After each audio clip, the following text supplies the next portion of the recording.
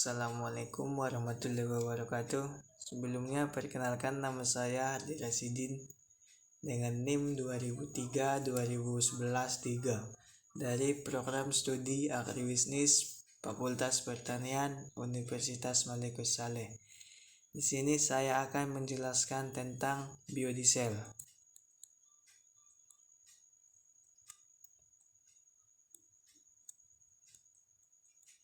Biodiesel merupakan bahan bakar yang terdiri dari campuran mono atau alki ester dari rantai panjang asam lemak yang dipakai sebagai alternatif bagi bahan bakar mesin diesel dengan terbuat dari sumber terbaru seperti minyak nabati, misalnya minyak sawit, minyak kelapa, minyak kemiri, minyak jarak pagar, dan minyak yang berbagai tumbuhan yang mengandung trigliserida.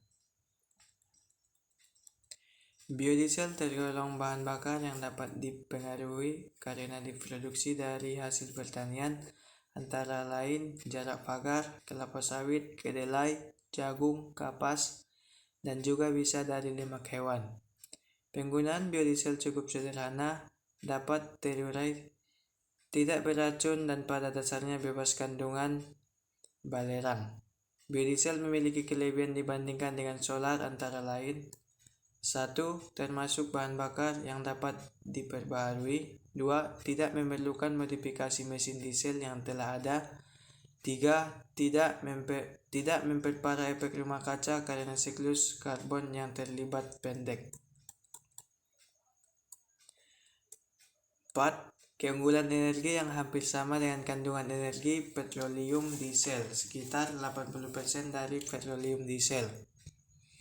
5. Penggunaan biodiesel dapat memperpanjang usia mesin diesel karena memberikan lubrikasi lebih daripada bahan bakar petroleum. 6. Aman digunakan karena lebih terurai daripada gula. Kandungan racun 10 kali lebih rendah daripada garam. Memiliki flash point yang tinggi, yaitu sekitar 200 derajat Celcius, sedangkan bahan bakar diesel petroleum flash point-nya hanya sekitar 70 derajat Celcius. 7. Bilangan setena yang lebih tinggi daripada petroleum diesel. 8. Hasil pembakaran dari biodiesel ini 90% mengurangi total hidrokarbon yang tidak terbakar, 75-90% mengurangi senyawa hidrokarbon aromatik secara signifikan, mengurangi karbon monoksida, dan 90% mengurangi risiko kanker. Pada prinsipnya, proses pembuatan biodiesel sangat sederhana. Biodiesel dihasilkan melalui proses yang disebut reaksi esterifikasi asam lemak bebas dan reaksi transterifikasi trigliserida dengan alkohol dengan bantuan katalis, dan dari reaksi ini akan dihasilkan metil ester atau etil ester sama asam lemak dan gliserol.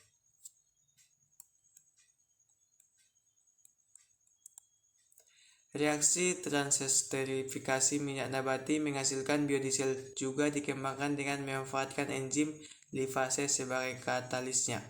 Penggunaan enzim lipase ini sangat menarik untuk dikembangkan karena gliserol sebagai hasil samping produksi dapat dipisahkan dengan mudah, serta pemurnian biodieselnya juga sangat mudah dilakukan. Namun demikian, dikarenakan biaya produksinya cukup tinggi, maka perkembangannya kurang begitu cepat. Tetapi dengan menggunakan metode Walker biodiesel dengan dukungan vertikal biomasa, telah dapat dilakukan pembuatan biodiesel dengan harga yang jauh lebih murah.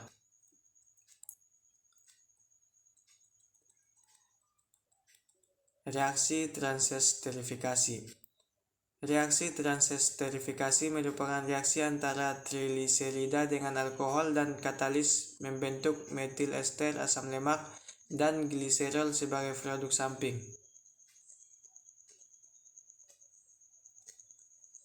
Transesterifikasi dengan katalis basa pada umumnya berlangsung lebih cepat daripada katalis asam karena reaksi berlangsung searah. Minyak tidak boleh mengandung air agar reaksi berjalan sempurna dengan katalis basa. Mekanisme reaksi transesterifikasi dengan katalis basa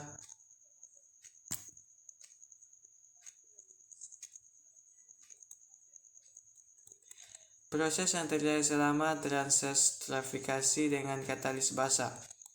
1. Abstraksi proton alkohol adalah katalis basa membentuk anion alkoksida.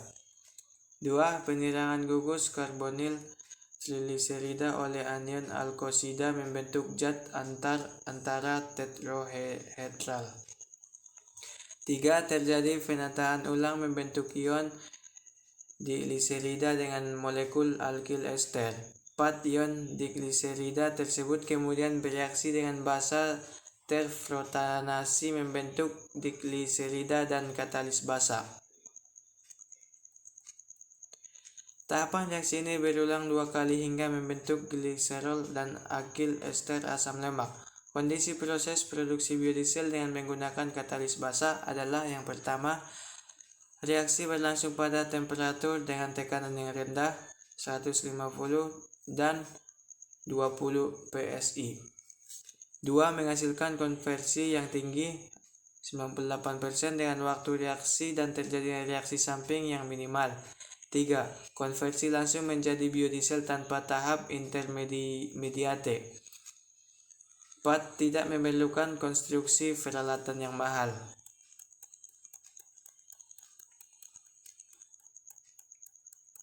Secara umum pembuatan biodiesel adalah sebagai berikut. Katalis dan satrium dimasukkan ke dalam reaktor, kemudian dialirkan metanol hasil destilasi ke bagian bawah reaktor.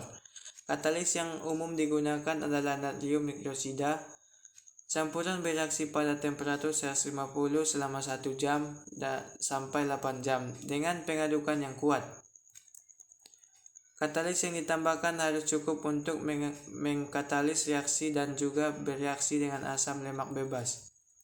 Jika kandungan asam lemak bebas terlalu tinggi atau jika terdapat air dalam reaksi, sabun akan terbentuk dengan terlebih dahulu membentuk emulsi dengan metanol dan minyak, sehingga reaksi metanolisis tidak dapat terjadi. Karena itu minyak yang digunakan harus diolah sedemikian rupa untuk membangun asam lemak bebas dan semua laju umpan masuk dijaga agar bebas air. Biasanya dalam pembuatan biodiesel digunakan metanol berlebih supaya minyak atau lemak yang digunakan terkonversi secara total membentuk ester. Kelebihan metanol dapat dipisahkan dengan proses distilasi. Metanol yang diperoleh kembali ini dapat digunakan lagi untuk proses pembuatan biodiesel selanjutnya. Pada tahap ini juga perlu dijaga agar air tidak terakumulasi pada alur pengeluaran metanol. Setelah reaksi selesai dan metanol dipisahkan, terbentuk 2 produk utama, yaitu gliserol dan metil ester. Karena adanya perbedaan densitas dan metil ester, maka keduanya dapat terpisah secara gravitasi. Gliserol terbentuk pada lapisan bawah sementara metil ester pada lapisan atas. Gliserol yang dihasilkan mengandung katalis yang tidak terpakai dan sabun. Pemurnian gliserol dapat dilakukan dengan penambahan asam membentuk garam dan dialirkan ke tempat penyimpanan gliserol kotor. Gliserol yang diperoleh biasanya memiliki kemurnian sekitar 80-80% dan dapat dijual sebagai gliserol kotor. Setelah dipisahkan dari gliserol, metil ester dicuci dengan air hangat untuk membuang residu katalis dan sabun. Lalu dikeringkan dan dialirkan ke tempat penyimpanan. Metil ester yang dihasilkan biasanya mempunyai kemurnian 98% dan siap dijual sebagai bahan bakar biodiesel. Faktor yang mempengaruhi reaksi transestrifikasi: A. Lama reaksi. B. Rasio perbandingan alkohol dengan minyak. C. Jenis katalis. Adapun jenis katalis yang dapat digunakan dapat berupa katalis homogen atau heterogen. Yang pertama, katalis homogen, yang dimana katalis homogen adalah katalis yang mempunyai fasa sama reaktan dan produk. Katalis homogen yang banyak digunakan pada reaksi transesterifikasi adalah katalis basa atau alkali seperti kalium hidroksida dan natrium hidroksida. Penggunaan katalis homogen ini mempunyai kelemahan yaitu bersifat korosif, berbahaya karena dapat merusak kulit, mata, paru-paru bila tertelan. Sulit dipisahkan dari produk sehingga terbuang pada saat pencucian. Pencemaran lingkungan tidak dapat digunakan kembali. Keuntungan dari katalis homogen adalah tidak dibutuhkannya suhu dan tekanan yang tinggi dalam reaksi. Yang kedua, katalis heterogen. Katalis heterogen adalah katalis yang mempunyai fasa yang tidak sama dengan reaktan dan produksi. Jenis katalis heterogen yang dapat digunakan pada reaksi transesterifikasi adalah CA0, Mg0. Keuntungan menggunakan katalis ini adalah mempunyai aktivitas yang tinggi, kondisi reaksi yang ringan, masa hidup katalis yang panjang, biaya katalis yang rendah, tidak korosif, ramah lingkungan dan menghasilkan sedikit masalah pembuangan, dapat dipisahkan dan larutan produksi sehingga dapat digunakan kembali. Katalis berfungsi untuk mempercepat reaksi dan menurunkan energi aktivitas sehingga reaksi dapat berlangsung pada suhu kamar, sedangkan tanpa katalis reaksi dapat berlangsung pada suhu 250 derajat Celcius. Katalis yang biasa digunakan dalam reaksi transesterifikasi adalah katalis basa seperti kalium hidroksida dan natrium hidroksida. Reaksi transesterifikasi dengan katalis basa akan menghasilkan konversi minyak nabati menjadi metil ester yang optimum. 94% sampai 99% dengan jumlah katalis 0,5% sampai 1,50% minyak nabati. Jumlah katalis KOH yang efektif untuk menghasilkan konversi yang optimum pada reaksi transesterifikasi adalah 1% minyak nabati. Ada berbagai katalis lain yang diucapkan. Yang pertama, kandungan siklus yang banyak bersifat tidak aktif pada reaksi metanolisis. Yang sangat aktif adalah katalis dengan kandungan senyawa, komponen kalsium dan natrium. Senyawa dengan nilai 10 memberi arti katalis mampu mengkonversi sehingga 95%, tetapi pada kenyataannya katalis tersebut juga banyak sekali menghasilkan sabun.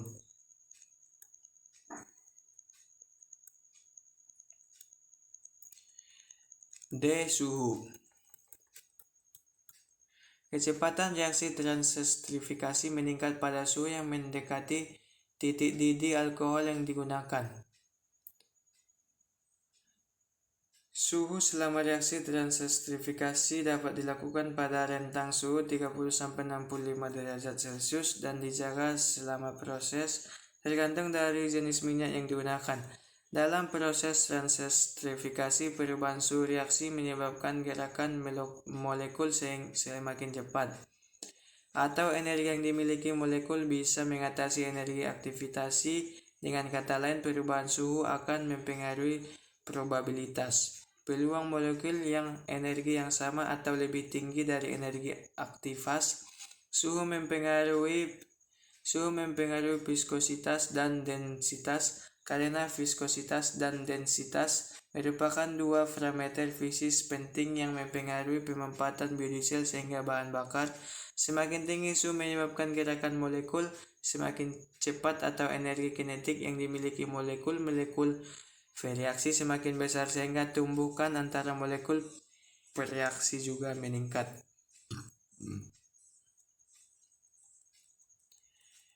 Pengadukan. Peningkatan kecepatan pengadukan meningkatkan kecepatan reaksi karena dengan pengadukan akan mempercepat pergerakan molekul dan memperbesar peluang terjadinya tumpukan antar molekul.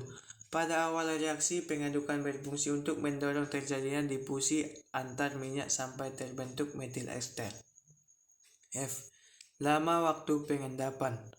Lama waktu pengendapan berpengaruh pada proses transesterifikasi 2 tahap, yaitu melakukan 2 kali proses transesterifikasi. Pengendapan bertujuan untuk memisahkan gliserol, dan biodiesel. Waktu pengendapan metil ester mempengaruhi bilangan asam. Ketidakpengendapan yang lebih lama diduga tidak oksidasi pada proses 2 tahap lebih tinggi daripada proses 1 tahap. Hal ini mengakibatkan bilangan asam menjadi lebih tinggi. Umumnya biodiesel cenderung mudah mengalami kerusakan oleh proses oksidasi dan hidrolisis pada waktu penyimpanan karena adanya asam lemak tak jenuh yang merupakan penyusunan komposisi biodiesel. G. Kandungan air. Keberadaan air yang berlebihan dapat menyebabkan sebagian reaksi dapat berubah menjadi reaksi sabun atau saponifikasi yang akan menghasilkan sabun, sehingga meningkatkan viskositas terbentuknya gel dan dapat menyulitkan pemisahan antara gliserol dan biodiesel. H. Metanol. Jenis metanol yang selalu dipakai pada proses transestrifikasi adalah metanol detanol. Metanol merupakan jenis alkohol yang paling disukai dan pembuatan biodiesel karena metanol mempunyai keuntungan lebih mudah bereaksi atau lebih stabil dibandingkan dengan etanol. Karena metanol memiliki 1 ikatan karbon sedangkan etanol memiliki 2 ikatan karbon, sehingga lebih mudah memperoleh pemisahan gliserol dibandingkan dengan etanol. Kerugian dari metanol adalah metanol merupakan zat beracun yang berbahaya bagi kulit, mata, paru-paru, dan pencernaan dan dampak merusak plastik dan karet.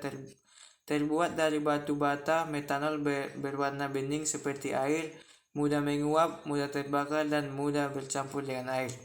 Etanol lebih aman, tidak bercampur dengan terbentuk dari hasil pertanian. Etanol memiliki sifat yang sama dengan metanol, yaitu berwarna bening seperti air, mudah menguap, mudah terbakar, dan mudah bercampur dengan air. Metanol dan etanol yang dapat digunakan hanya yang murni. 99% metanol memiliki massa jenis 0,7915, sedangkan etanol memiliki massa jenis 0,79.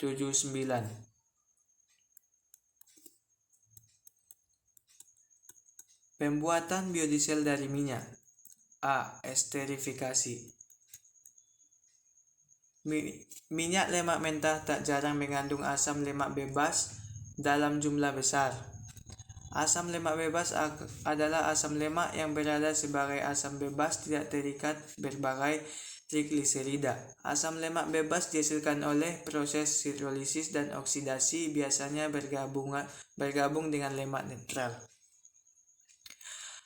Hasil reaksi hidrolisis minyak sawit adalah gliserol dan ALB. Reaksi ini akan dipercepat dengan adanya faktor-faktor panas, air, keasaman, dan katalis. Semakin lama reaksi ini berlangsung, maka semakin banyak kadar ALB yang terbentuk. Kadar asam lemak bebas dalam minyak kelapa sawit biasanya hanya di bawah 1%. Lemak dengan kadar asam lemak bebas lebih besar dari 1%. Jika dicicipi akan terasa pada permukaan lidah dan tidak berbau tengi. Namun intensitasnya tidak bertambah dengan bertambahnya jumlah asam lemak bebas. Asam lemak bebas walau berada dalam jumlah kecil mengakibatkan rasa tidak lezat. Hal ini berlaku pada lemak yang mengandung asam lemak tidak dapat menguap dengan jumlah atom C lebih besar dari 14. Beberapa faktor yang dapat menyebabkan peningkatan kadar ALB yang relatif tinggi dalam minyak nabati antara lain: 1. Pemanenan buah yang tidak tepat waktu, keterlambatan dalam pengumpulan dan pengangkutan buah. 3. Penumpukan buah yang terlalu lama. Proses hidrolisa selama di pabrik untuk minyak lemak mentah seperti ini. Sebelum proses transestrifikasi dilakukan proses pra-esterifikasi. Definisi ilmiah esterifikasi adalah reaksi pembentukan ester dan ekster dari asam karboksilat dengan alkohol. Asam lemak bebas diubah menjadi ester metil asam lemak melalui pereaksian dengan metanol. Reaksi esterifikasi ini merupakan reaksi kesetimbangan endoter, sehingga diperlukan pemanasan untuk mempercepat reaksi ini. Walaupun reaksi ini sudah dipercepat dengan katalis, namun masih merupakan reaksi kesetimbangan yang relatif lambat. Katalis yang cocok untuk reaksi esterifikasi adalah asam kuat, seperti asam sulfat organik, dan resin penukaran kation asam kuat. Dalam pelaksanaannya, katalis yang kerap kali digunakan adalah asam sulfat. B. Transesterifikasi. Salah satu proses pembuatan biodiesel yang paling banyak digunakan dalam industri adalah transesterifikasi memiliki nabati. Transesterifikasi adalah reaksi antara trigliserida dan alkohol menghasilkan gliserol bebas dan ester alkil asam lemak. Yang pertama, asam lemak.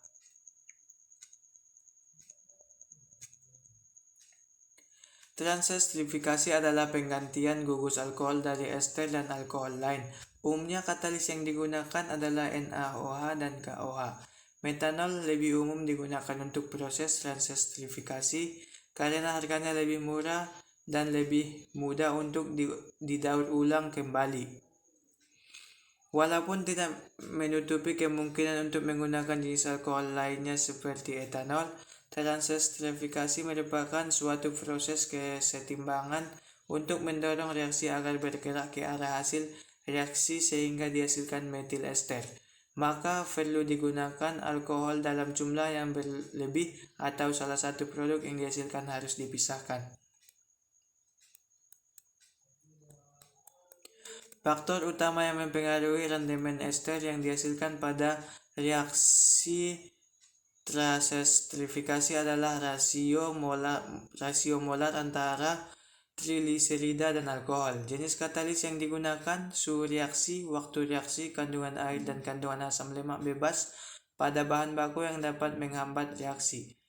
Faktor lain yang mempengaruhi kandungan ester pada biodiesel antaranya kandungan gliserol, jenis alkohol yang digunakan pada reaksi transesterifikasi, jumlah katalis, sisa dan kandungan sabun. Pada proses transesterifikasi, selain menghasilkan biodiesel, hasil sampingannya adalah gliserin atau gliserol. Gliserin dapat dimanfaatkan dan pembuatan sabun. Bahan baku sabun ini berperan sebagai pelembab.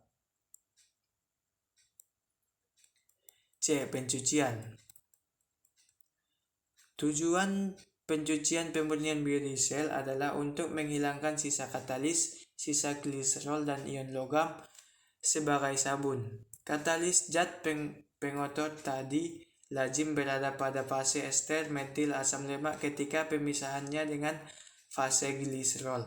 Sisa katalis sebagai hidroksidanya ataupun metaksida masih tertinggal pada ester metil asam lemak setelah proses pemisahan. Fase gliserol dan fase ester metil asam lemak harus dihilangkan karena akan menyebabkan kerusakan yang berupa korosi pada pompa injeksi dan berbagai bagian sistem bahan bakar. Sisa katalis ini mengakibatkan ester metil asam lemak akan bersifat basa yang harusnya netral atau dengan kesamaan 0,5 KOH. Gliserol merupakan produk metanolisis trigliserida minyak nabati dan dihasilkan bersama-sama dengan ester metil asam lemak. Sebagian kecil gliserol akan berada pada fase ester metil asam lemak ketika proses pemisahan fase, sedangkan sebagian besar akan terbawa pada fase bawahnya. Gliserol yang tertinggal harus dihilangkan sampai kurang dari 0,2% berat.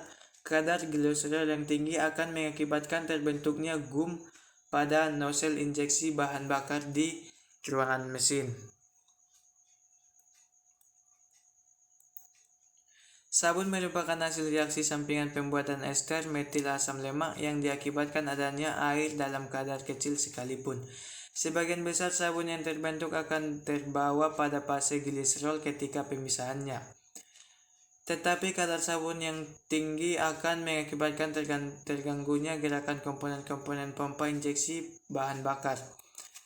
Monitor dari kadar sabun dapat diketahui dari angka asam yang terlalu rendah. Ketika pengotoran ester metil asam lemak tersebut memiliki sifat larut di dalam air dengan baik, sebaiknya ester metil asam lemak tidak larut di dalam air. Sehingga cara memisahkan ester metil asam lemak dengan pengotorannya yang paling sederhana adalah mencucinya dengan air. Pencucian dilakukan menggunakan air hangat pada suhu 50 derajat Celcius sampai air pencucian berwarna jernih dan pH-nya 7. Pengadukan dilakukan secara perlahan. Air cuci dipisahkan setelah terbentuknya dua fase antara biodiesel dan fase air. D. Pengeringan biodiesel. Langkah pemurnian selanjutnya adalah pengeringan, yaitu pemisahan ester metil asam lemak dari air dan metanol yang tersisa ketika proses pencucian. Biodiesel dipanaskan selama 60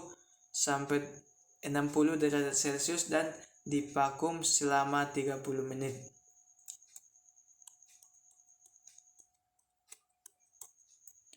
Sifat-sifat penting dari bahan bakar mesin diesel. Yang pertama, viskositas. Viskositas merupakan sifat intrinsik fluida yang menunjukkan resistensi fluida terhadap alirannya. Karena gesekan di dalam bagian cairan yang berpindah dari suatu tempat ke tempat yang lain mempengaruhi pengatoman bahan bakar dengan injeksi kepada ruang pembakar.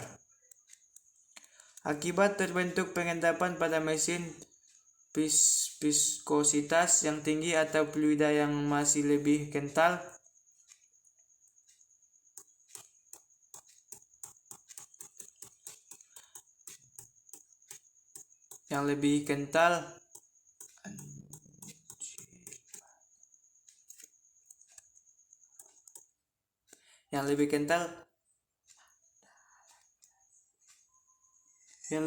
akan mengakibatkan kecepatan aliran akan lebih lambat sehingga proses derajat atomisasi bahan bakar akan terlambat pada ruang bakar.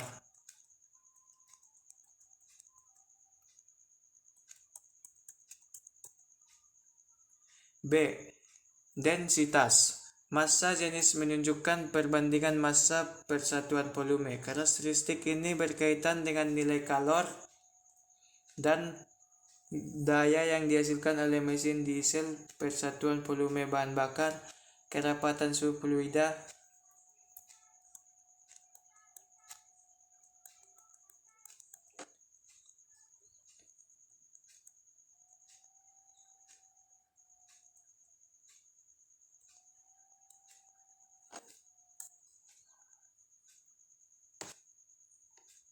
C. Titik kabut. Titik kabut adalah temperatur saat bahan bakar mulai tampak berkeruh bagian kabut. Hal ini terjadi karena munculnya kristal-kristal di dalam bahan bakar.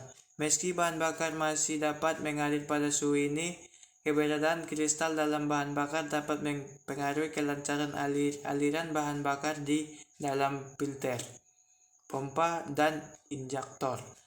Titik kabut dipengaruhi oleh bahan baku biodiesel. Titik tuang adalah temperatur terendah yang masih memungkinkan bahan bakar masih dapat mengalir atau temperatur di mana bahan bakar mulai membeku atau mulai berhenti mengalir. Di bawah titik tuang bahan bakar tidak dapat lagi mengatur karena terbentuknya kristal yang menyumbat aliran bahan bakar. Titik tuang ini dipengaruhi oleh derajat ketidakjenuhan. Jika semakin tinggi titik ketidakjenuhan, maka titik tuang akan semakin rendah dan juga dipengaruhi oleh panjangnya rantai karbon. Jika semakin panjang rantai karbon, maka titik tuang akan semakin tinggi.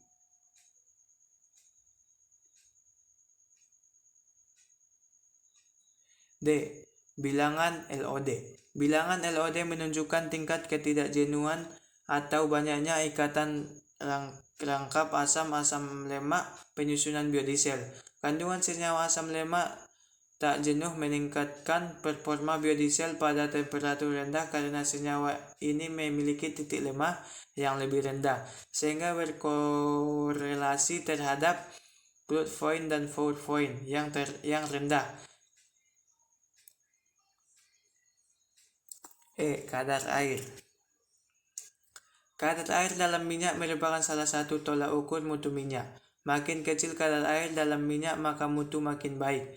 Hal ini dapat memperkecil kemungkinan terjadinya reaksi hidrolisis yang dapat menyebabkan kenaikan kadar asam lemak bebas. Kandungan air dalam bahan bakar dapat juga menyebabkan turunnya panas, berbusa, dan bersifat korosif jika bereaksi dengan sulfur karena akan membentuk asam.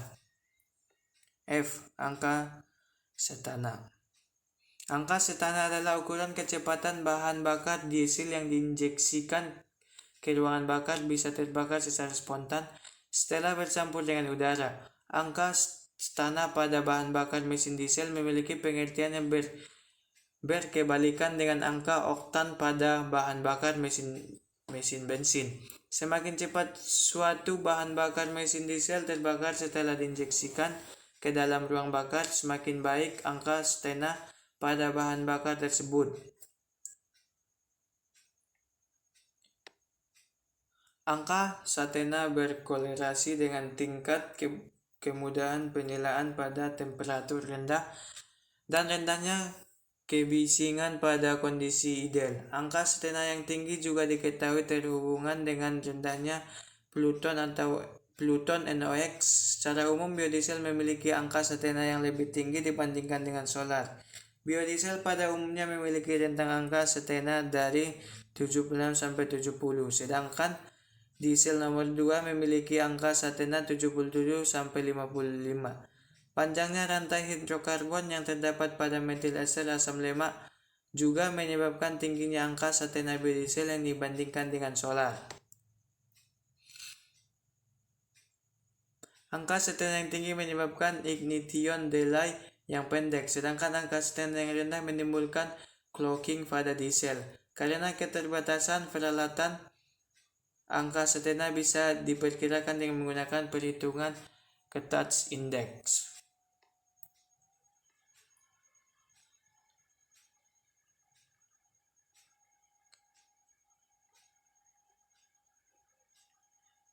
Keunggulan lain